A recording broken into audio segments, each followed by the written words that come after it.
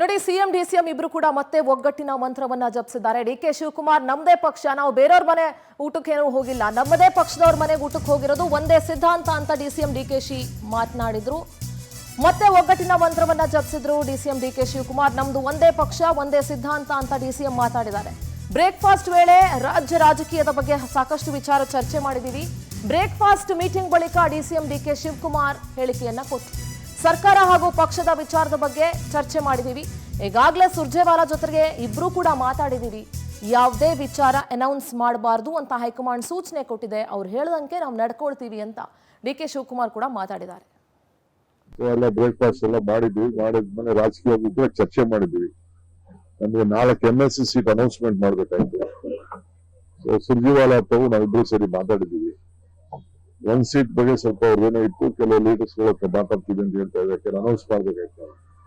ನಮ್ಮ ಪ್ಯಾನೆಲ್ ನಾವಿಬ್ರು ಮಾತಾಡ್ಬಿಟ್ಟು ನಮ್ಮ ಲಿಸ್ಟ್ ನ ಕಳ್ಸ್ಕೊಟ್ಟಿದ್ದೀವಿ. ಆ ವಿಚಾರ ಕೂಡ ಚರ್ಚೆ ಮಾಡಿದ್ವಿ. ಪಕ್ಷದ ವಿಚಾರ ಕೂಡ ನಾವು ಚರ್ಚೆ ಮಾಡಿದ್ವಿ. ಸರ್ಕಾರದ ವಿಚಾರ ಕೂಡ ಚರ್ಚೆ ಮಾಡಿದ್ವಿ.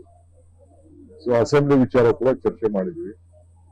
ಚರ್ಚೆ ಮಾಡಿ ನಾವು ಯಾವ ರೂಪರೇಷೆಗಳನ್ನ ತರಬೇಕು, ಶಾಸಕರಿಗೆ ಸಂದೇಶ ಕೊಡಬೇಕು, ಯಾವ ರೀತಿ ಹೋರಾಟ ಮಾಡಬೇಕು, ಅವ್ರು ಏನೇನು ವಿಚಾರಗಳನ್ನು ತರಬಹುದು ಅನ್ನೋದು ಈಗಾಗಲೇ ಮುಖ್ಯಮಂತ್ರಿಗಳು ತಿಳಿಸಿದ್ದಾರೆ.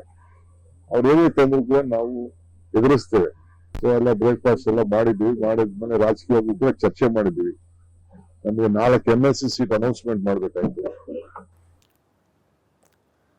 ಪೊಲಿಟಿಕಲ್ ಕರೆಸ್ಪಾಂಡೆಂಟ್ ಆನಂದ್ ನೇರ ಸಂಪರ್ಕದಲ್ಲಿ ಜಾಯ್ನ್ ಆಗ್ತಾ ಇದ್ದಾರೆ. ಆನಂದ್, ಬ್ರೇಕ್ಫಾಸ್ಟ್ ಮೀಟಿಂಗ್ ಸಾಕಷ್ಟು ಚರ್ಚೆ ಕಾರಣವಾಗಿತ್ತು, ತೀವ್ರ ಕುತೂಹಲವನ್ನ ಮೂಡಿಸಿತ್ತು. ಮೊನ್ನೆ ಸಿಎಂ ಮನೆಯಲ್ಲಿ, ಇವತ್ತು ಡಿಸಿಎಂ ಮನೆಯಲ್ಲಿ ಬ್ರೇಕ್ಫಾಸ್ಟ್ ಮೀಟಿಂಗ್ ಆಗಿದೆ. ಎಲ್ಲೋ ಒಂದ್ ಕಡೆ ಎಲ್ಲವೂ ಸರಿ ಇದೆ ನಮ್ಮ ಮಧ್ಯೆ ಅಂತ ತೋರಿಸ್ಕೊಳ್ಳೋದಕ್ಕೆ ಮುಂದಾಗ್ತಿದ್ದಾರೆ ಇಬ್ರು ನಾಯಕರು ಅಂತ ಗೊತ್ತಾಗ್ತಾ ಇದೆ. ಸದ್ಯ ಬ್ರೇಕ್ಫಾಸ್ಟ್ ಮೀಟಿಂಗ್ ನ ಅಪ್ಡೇಟ್ಸ್ ಏನಿತ್ತು ಆನಂದ್? ಮತ್ತು 8ನೇ ತಾರೀಕು ದೆಹಲಿ ಭೇಟಿಯ ಸೀಕ್ರೆಟ್ ಏನು?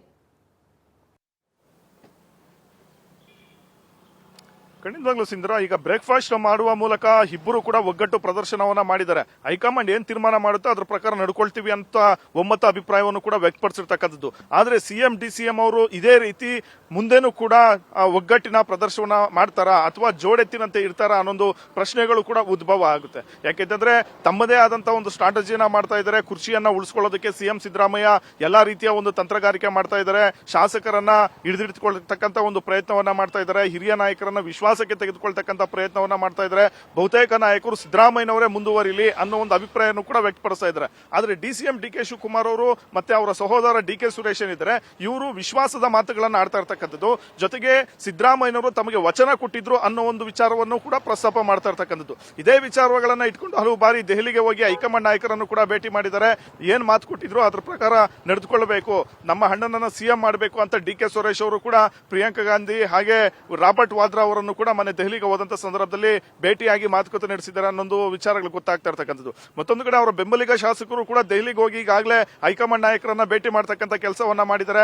ಆ ಮೂಲಕ ಡಿಕೆ ಶಿವಕುಮಾರ್ ಅವರ ಪರವಾಗಿ ನಾವೆಲ್ಲರೂ ಕೂಡ ನಿಂತ್ಕೊಂಡಿದ್ವಿ, ಹಾಗೇನಾದ್ರೂ ಬಂದ್ರೆ ನಾವು ದೆಹಲಿ ಪೆರೇಡ್ ಮಾಡೋದಕ್ಕೂ ಕೂಡ ತಯಾರಿದ್ದೀವಿ ಅನ್ನೊಂದು ಸಂದೇಶವನ್ನು ಕೂಡ ರವಾನೆ ಮಾಡಿರ್ತಕ್ಕಂಥದ್ದು. ಸದ್ಯ ಸಿಎಂ ಡಿಸಿಎಂ ಎಷ್ಟೇ ಬಾರಿ ಒಗ್ಗಟ್ಟು ಪ್ರದರ್ಶನ ಮಾಡ್ತಾ ಇದ್ರು ಕೂಡ ಅಂತಿಮವಾಗಿ ಹೈಕಮಾಂಡ್ ನಾಯಕರು ಏನ್ ತೀರ್ಮಾನವನ್ನ ತೆಗೆದುಕೊಳ್ತಾರೆ, ಜೊತೆಗೆ ಹೈಕಮಾಂಡ್ ನಾಯಕರು ಅವರನ್ನ ಕೂರಿಸಿಕೊಂಡು ಬ್ರೇಕ್ಫಾಸ್ಟ್, ಡಿನ್ನರ್ ಮೀಟಿಂಗ್ ಅಥವಾ ಲಂಚ್ ಮೀಟಿಂಗ್ ಇಂಥದ್ದನ್ನು ಮಾಡಿದಂತ ಸಂದರ್ಭದಲ್ಲಿ ಇದೆಲ್ಲದಕ್ಕೂ ಕೂಡ ಕ್ಲಾರಿಟಿ ಸಿಗುತ್ತೆ. ಎಲ್ಲಿವರೆಗೂ ಹೈಕಮಾಂಡ್ ನಾಯಕರು ಈ ಪವರ್ ಶೇರಿಂಗ್ ವಿಚಾರವನ್ನ ಒಂದು ಇತ್ಯರ್ಥ ಮಾಡೋದಿಲ್ವೋ, ಅಲ್ಲಿಂದನೇ ಯಾವ ಸಂದೇಶವೂ ಕೊಡೋದಿಲ್ವೋ, ಅಲ್ಲಿ ತನಕೂ ಕೂಡ ಈ ಒಂದು ಇವರ ನಡುವೆ ನಡೀತಾ ಇರತಕ್ಕಂಥ ಕೋಲ್ಡ್ ವಾರ್ ಏನಿದೆ ಇದೆಲ್ಲವೂ ಕೂಡ ಬೂದಿ ಮುಚ್ಚಿದ ಕೆಂಡದಂತ ಹಾಗೆ ಇರುತ್ತೆ. ಯಾವ ಸಂದರ್ಭದಲ್ಲಿ ಯಾವ ರೀತಿ ಸ್ಫೋಟ ಆಗುತ್ತೋ ಗೊತ್ತಾಗೋದಿಲ್ಲ. ಮತ್ತೊಂದು ಕಡೆ ಸಿಎಂ ಸಿದ್ದರಾಮಯ್ಯ ಮತ್ತೆ ಡಿಸಿಎಂ ಡಿಕೆ ಶಿವಕುಮಾರ್ ಇಬ್ಬರು ಕೂಡ ದೆಹಲಿಗೆ ಹೋಗೋದ್ರ ಬಗ್ಗೆನೂ ಕೂಡ ಇವತ್ತು ಸುಳಿವನ್ನ ಕೊಟ್ಟಿರ್ತಕ್ಕಂಥದ್ದು. ಡಿಸೆಂಬರ್ 8ನೇ ತಾರೀಕಿಂದ ಬೆಳಗಾವಿಯಲ್ಲಿ ಚಳಿಗಾಲದ ಅಧಿವೇಶನ ನಡೆಯುತ್ತೆ. ಈ ಸಂದರ್ಭದಲ್ಲಿ ದೆಹಲಿಗೆ ಹೋಗೋದಕ್ಕೆ ಮುಂದಾಗಿರ್ತಕ್ಕಂಥದ್ದು ಕೂಡ ತೀವ್ರ ಕುತೂಹಲವನ್ನ ಮೂಡಿಸಿದೆ. ಮತ್ತೊಂದು ಕಡೆ ರಾಜ್ಯದ ಅಭಿವೃದ್ಧಿ ವಿಚಾರಗಳವಾಗಿ ನಾವು ಸಂಸದರ ಜೊತೆ ಒಂದು ಸಭೆಯನ್ನ ಮಾಡಬೇಕು ಅಂದ್ಕೊಂಡಿದ್ವಿ. ಆ ಸಭೆಯಲ್ಲಿ ಎಲ್ಲಾ ಒಂದು ಅಭಿವೃದ್ಧಿ ವಿಚಾರಗಳ ಬಗ್ಗೆ ಮತ್ತೆ ಕೇಂದ್ರದಿಂದ ಆಗ್ತಾ ಇರತಕ್ಕಂಥ ತಾರತಮ್ಯದ ಬಗ್ಗೆ ನಾವು ಪ್ರಸ್ತಾಪ ಮಾಡಿ ಕೇಂದ್ರ ಸಚಿವರನ್ನ, ಪ್ರಧಾನಿ ಮೋದಿ ಅವರನ್ನ ಭೇಟಿ ಮಾಡೋದಕ್ಕೆ ಮುಂದಾಗಿದ್ವಿ ಅನ್ನೊಂದು ವಿಚಾರವನ್ನ ಪ್ರಸ್ತಾಪ ಮಾಡಿರ್ತಕ್ಕಂಥದ್ದು. ಆ ಸಂದರ್ಭದಲ್ಲಿ ಏನಾದರೂ ಹೈಕಮಾಂಡ್ ನಾಯಕರು ಅವಕಾಶ ನೀಡಿದ್ದೆ ಆದ್ರೆ ಸಿಎಂ ಡಿಸಿಎಂ ಇಬ್ಬರು ಕೂಡ ಪ್ರತ್ಯೇಕವಾಗಿ ಹೈಕಮಾಂಡ್ ನಾಯಕರನ್ನ ಭೇಟಿ ಮಾಡತಕ್ಕಂಥ ಒಂದು ಸಾಧ್ಯತೆ ಇದೆ. ಈ ಪವರ್ ಶೇರಿಂಗ್ ವಿಚಾರ ಮಾತ್ರವಲ್ಲ, ಮುಂದೆ ಕ್ಯಾಬಿನೆಟ್ ರೀಶಫಲ್ ಮಾಡತಕ್ಕಂಥ ವಿಚಾರವಾಗಿಯೂ ಕೂಡ ಚರ್ಚೆ ಮಾಡೋದಕ್ಕೆ ಸಿಎಂ ಸಿದ್ದರಾಮಯ್ಯ ಮುಂದಾಗಿರ್ತಕ್ಕಂಥದ್ದು. ಅವರು ಸಿಎಂ ಸಿದ್ದರಾಮಯ್ಯನವರು ಕೂಡ ಸ್ಪಷ್ಟವಾಗಿ ಹೇಳಿದ್ದಾರೆ, ಹೈಕಮಾಂಡ್ ಯಾವಾಗ ತಮಗೆ ಕರೆ ಕೊಡುತ್ತೋ ಆಗ ನಾವು ಹೋಗಿ ಹೈಕಮಾಂಡ್ ನಾಯಕರನ್ನ ಮೀಟ್ ಮಾಡ್ತೀವಿ ಅನ್ನೊಂದು ವಿಚಾರವನ್ನ ಪ್ರಸ್ತಾಪ ಮಾಡಿದ್ದಾರೆ.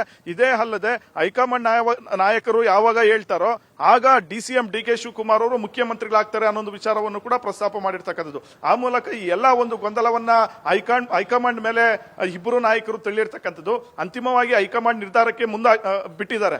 ಆದ್ರೆ ಇಲ್ಲಿ ಪ್ರಮುಖವಾಗಿ ಸಿಎಂ ಸಿದ್ದರಾಮಯ್ಯನವರು ಕ್ಯಾಬಿನೆಟ್ ರಿಷಫಲ್ ಬಗ್ಗೆನೂ ಕೂಡ ಮಾತನಾಡೋದಕ್ಕೆ ಹೈಕಮಾಂಡ್ ಜೊತೆ ಮುಂದಾಗಿದ್ದಾರೆ. ಪ್ರಮುಖವಾಗಿ ನಾಳೆ ಮಂಗಳೂರಿಗೆ KC ವೇಣುಗೋಪಾಲ್ ಅವರು ಬರ್ತಾ ಇದ್ದಾರೆ. ಈ ಸಂದರ್ಭದಲ್ಲಿ ಕ್ಯಾಬಿನೆಟ್ ರಿಷಫಲ್ ಯಾವಾಗ ಮಾಡಬೇಕು ಅನ್ನೋ ಒಂದು ವಿಚಾರವನ್ನು ಕೂಡ ಪ್ರಸ್ತಾಪ ಮಾಡೋದಕ್ಕೆ ಮುಂದಾಗಿದ್ದಾರೆ. ಹಾಗಾಗಿ ಇವರ ಉಭಯ ನಾಯಕರ ಒಂದು ನಾಳೆಯ ಮೀಟಿಂಗ್ ಏನಿದೆ ಇದು ಇನ್ನಷ್ಟು ಮಹತ್ವ ಪಡೆದುಕೊಂಡಿರ್ತಕ್ಕಂಥದ್ದು. ಸಿಂಧೂರ, ಥ್ಯಾಂಕ್ ಯು ಆನಂದ್, ನಿಮ್ಮೆಲ್ಲ ಕಂಪ್ಲೀಟ್ ಡೀಟೇಲ್ಸ್ಗಾಗಿ.